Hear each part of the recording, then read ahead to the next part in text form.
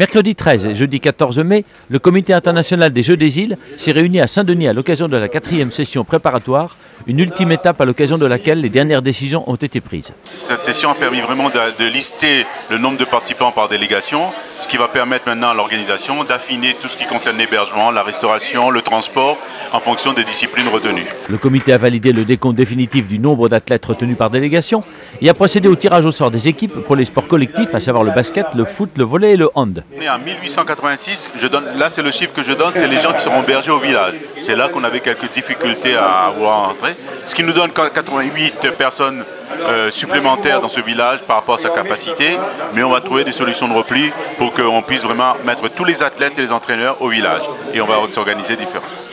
Au niveau des infrastructures et des engagements des différentes communes, est-ce que maintenant le point a été fait et qu'à 80 jours du jour J, tout est ou sera mis en place? Oui, tous les travaux ont démarré, il y a même des gymnases qui sont fermés pour ces travaux.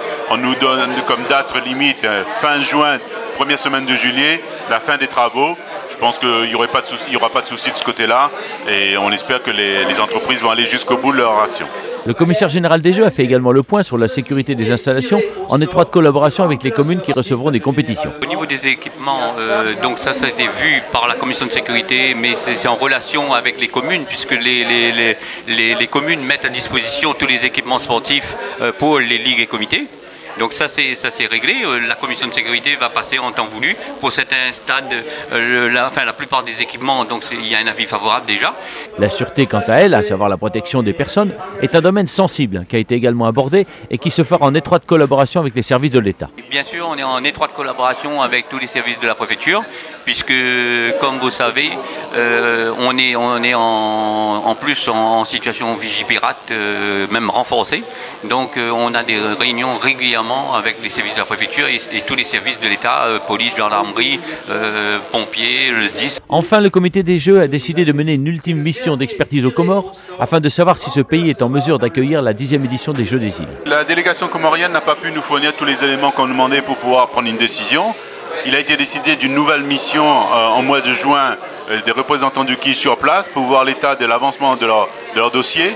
Si cela convient dans le cadre de l'organisation, il n'y aura pas de souci, mais on a dit comme ça, en cas d'incertitude, il vaut mieux qu'on prévoie un plan B et que Maurice nous prépare également un plan d'organisation pour que la prochaine réunion du KIJ, le 31 juillet, on acte définitivement quelle est l'île qui va prendre la 10e édition des Jeux des îles.